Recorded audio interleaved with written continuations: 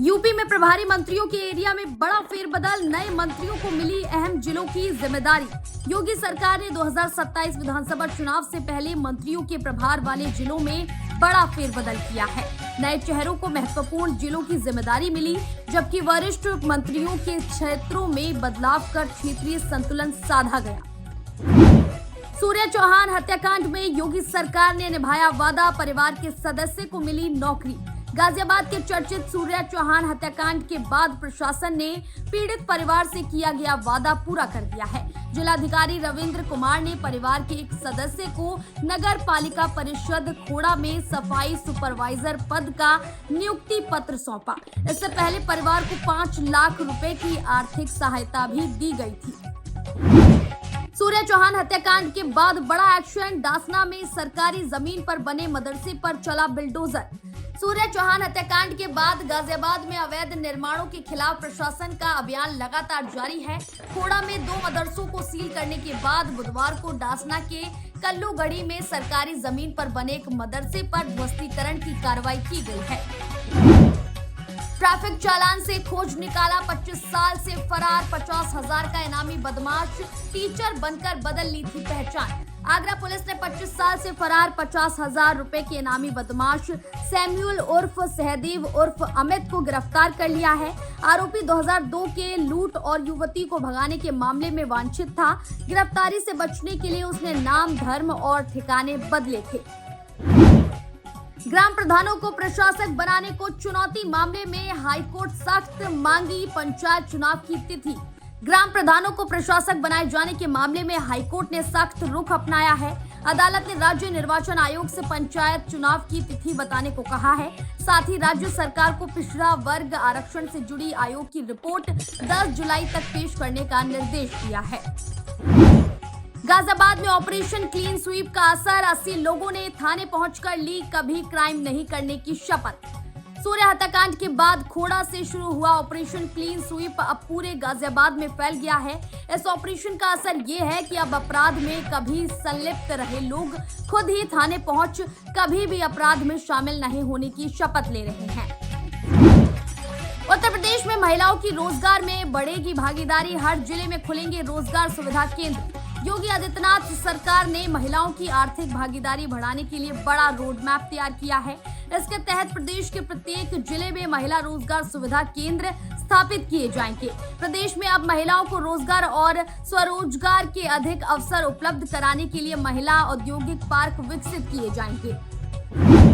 UP सरकार की माटी कला योजना से मिलेगा 10 लाख का लोन, 25% की मिलेगी सब्सिडी। उत्तर प्रदेश सरकार शिक्षित बेरोजगार युवाओं के लिए माटी कला योजना चला रही है, जिसके तहत मिट्टी के हुनर से उद्योग लगाने के लिए 10 लाख रुपए का ऋण और 25% अनुदान मिलता है।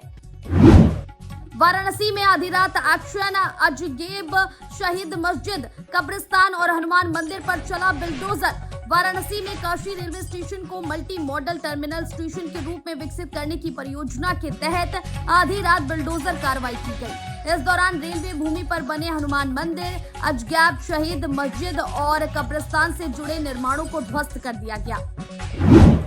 सुनसान मकान में मानसिक रूप से बीमार नाबालिग के साथ गैंगरेप, मुख्य आरोपी गिरफ्तार। लखनऊ के जानकीपुरम इलाके में 15 साल की मानसिक रूप से असमर्थ किशोरी के साथ गैंगरेप का मामला सामने आया है। पुलिस ने मुख्य आरोपी दिनेश कश्यप को गिरफ्तार कर लिया है और अन्य संदिग्धों से पूछताछ जारी है। पीड़िता का मेडिकल परीक्षण कराया जा रहा है। साध्वी प्राची ने गाजियाबाद के खोड़ा को बताया मिनी पाकिस्तान, सूर्या हत्याकांड पर दिया बड़ा बयान। विश्व हिंदू परिषद की नेता साध्वी प्राची बुधवार को बरेली पहुंची। उन्होंने गाजियाबाद के सूर्या चौहान हत्याकांड का जिक्र करते हुए कहा कि वे इस घटना से बेहद दुखी हैं। साध्वी प्राची ने सभी हत्यारोपियों के एनकाउंटर की मांग की और खोड़ा को मिनी पाकिस्तान बताया। गंगा स्नान के दौरान बड़ा हादसा, 2 किशोर नमो घाट पर नहाते समय डूबे।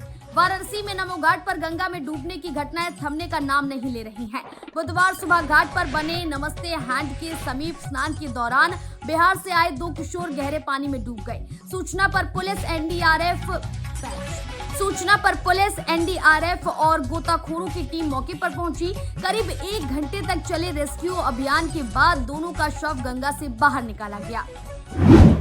सेंट्रल से नौबस्ता तक मेट्रो सेवा शुरू होने को तैयार, 7 स्टेशनों पर स्टाफ तैनात। सेंट्रल रेलवे स्टेशन से नौबस्ता तक मेट्रो रेल सेवा शुरू होने की तैयारी पूरी हो चुकी है। 36 टिकट वेंडिंग मशीनें इंस्टॉल हो चुकी हैं। सिक्योरिटी से लेकर टिकट मैन तक का स्टाफ सभी 7 स्टेशनों पर मुस्तैद हो चुका है। यूपी रोडवेज को मिलेंगे 20 नए संविदा चालक, कैंप लगाकर होगी भर्ती। रोडवेज बस चालकों की कमी दूर करने के लिए परिवहन विभाग द्वारा विशेष भर्ती शिविर आयोजित किए जाएंगे। निर्धारित तिथियों पर महाराजगंज, निचलौल और सिसवा बस स्टेशनों पर अभ्यर्थियों का चयन किया जाएगा। इस शिविर के माध्यम से 20 संविदा चालकों की भर्ती की जाएगी। केजेएमयू में 2 करोड़ से ज्यादा का घोटाला, मृत मरीजों के नाम पर निकाली गई लाखों की कैंसर दवाएं।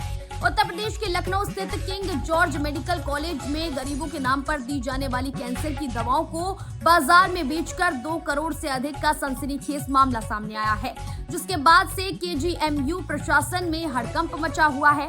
फिलहाल इस मामले में 3 संविदा कर्मियों को बर्खास्त करते हुए पूरे मामले की जांच शुरू कर दी गई है। वाराणसी के चौराहों की बदल रही तस्वीर, हेरिटेज घड़ियों से मिलेगी शहर को आध्यात्मिक पहचान। वाराणसी नगर निगम के द्वारा शहर के 30 चौराहों को खूबसूरत बनाने का प्रयास अब रंग लाने लगा है, जिससे वाराणसी को एक अलग पहचान मिल रही है। वाराणसी के नदेसर, चौका घाट, अंधरा पुल, लहुरा बीर चौराहे पर बनारस की आध्यात्मिक पहचान को दर्शाती घड़ी लगाई जा रही है। दूसरे की जगह टीजीटी परीक्षा दे रहा था युवक, बायोमेट्रिक ने खोली पोल। यूपी में आयोजित टीजीटी परीक्षा के दौरान बरेली में एक युवक किसी और की जगह परीक्षा देते हुए पकड़ा गया। बायोमेट्रिक सत्यापन के दौरान परीक्षकों को उस पर संदेह हुआ। ऐसे में उसकी पहचान की जांच की गई तो उसकी असली पोल खुलकर सामने आई। 2027 में भी साथ होगी राहुल अखिलेश की जोड़ी, कुछ शर्तों पर हो सकता है गठबंधन। उत्तर प्रदेश में 2027 विधानसभा चुनावों के लिए सपा और कांग्रेस के बीच संभावित गठबंधन का मंथन जारी है। माना जा रहा है कि सपा कांग्रेस को 70 से 75 सीटें दी जा सकती हैं। इसके लिए एक सर्वे कराया जा रहा है, जिसकी निगरानी अखिलेश यादव खुद कर रहे हैं। Uttar Pradesh international trade show के 4थे संस्करण का होने जा रहा आगाज, 85 देशों की होगी भागीदारी। Uttar Pradesh international trade show के 4थे संस्करण का आगाज होने जा रहा है। इसमें योगी सरकार के $1 ट्रिलियन अर्थव्यवस्था के लक्ष्य को नई गति दी जाएगी। अनुमान है कि यूपीआईटीएस 2026 में 2400 से अधिक प्रदर्शक भाग लेंगे। वहीं 85 देशों से 550 से अधिक अंतर्राष्ट्रीय खरीदारों के आने की भी संभावना है। गाजियाबाद के मसूरी में अवैध मदरसा ध्वस्त, संचालक पर 1 करोड़ का जुर्माना। गाजियाबाद के मसूरी क्षेत्र में प्रशासन ने बड़ी कार्रवाई करते हुए कथित अवैध मदरसे को बुलडोजर से ध्वस्त कर दिया। 5 बुलडोजरों की मदद से करीब 2 घंटे में कार्रवाई पूरी की गई। प्रशासन के अनुसार मदरसा सरकारी बंजर भूमि पर बनाया गया था। डीएनडी से सेक्टर 60 तक बनेगा 6 लाइन एलिवेटेड रोड, 700 करोड़ रुपए होंगे खर्च। उत्तर प्रदेश के नोएडा में लगातार बढ़ते ट्रैफिक जाम से परेशान लोगों को जल्द बड़ी राहत मिलने वाली है। डीएनडी फ्लाईवे और गजनी गंधा अंडरपास से लेकर सेक्टर 60 तक 6 लेन का एलिवेटेड रोड बनाया जाएगा। करीब 5.43 किलोमीटर लंबे इस मार्ग के निर्माण पर लगभग 700 करोड़ रुपए खर्च होने का अनुमान है। जालौन के गैंगस्टर अतीक अहमद का स्लॉटर हाउस सील, 168 करोड़ थी कीमत। उत्तर प्रदेश के बिजनौर और जालौन जिले में गोमांस तस्करी व अवैध स्लॉटर हाउस चलाने वाले गैंगस्टर अतीक अहमद पर प्रशासन ने बड़ी कार्रवाई की है। गैंगस्टर एक्ट के तहत उसकी 168 करोड़ से अधिक की चल अचल संपत्ति कुर्क करने के आदेश जारी किए गए हैं। यूपी पुलिस भर्ती परीक्षा में नहीं उतरेंगे कलवा और मंगलसूत्र, टीचर नहीं ले जा सकेंगे मोबाइल। यूपी पुलिस कांस्टेबल भर्ती परीक्षा को लेकर ग्रेटर नोएडा में तैयारियां अंतिम चरण में हैं। 8, 9 और 10 जून को होने वाली परीक्षा के लिए 20 केंद्र बनाए गए हैं, जहां करीब 42,000 अभ्यर्थी शामिल होंगे। परीक्षा को नकल विहीन और पारदर्शी बनाने के लिए बायोमेट्रिक सत्यापन, फेस मिलान और सीसीटीवी निगरानी की व्यवस्था की गई है। गोरखपुर में सीएम योगी की अपराधियों को वार्निंग, पाताल में भी छुप जाओगे तो ढूंढ निकालेंगे। मुख्यमंत्री योगी आदित्यनाथ ने गोरखपुर में गीडा के विकास कार्यों के लोकार्पण और संयुक्त मंडलीय खरीफ उत्पादकता गोष्ठी 2026 के दौरान अपराधियों को सख्त चेतावनी देते हुए कहा है कि उत्तर प्रदेश का सुरक्षा मॉडल अब मिसाल बन चुका है। कानून से खिलवाड़ करने वालों को पाताल से भी खोज निकाला जाएगा। सहारनपुर में आंधी तूफान ने तोड़ी आम उत्पादकों की कमर, 60% फसल हुई बर्बाद। सहारनपुर में लगातार आंधी तूफान और बारिश से आम की फसल को भारी नुकसान हुआ है। किसानों के अनुसार करीब 60% आम पेड़ों से गिर चुके हैं, जिससे उत्पादन प्रभावित हुआ है। मोहम्मदपुर गुर्जर गांव के किसान भूपेंद्र चौहान ने बताया कि उनके बागों में केवल 40% फसल बची है।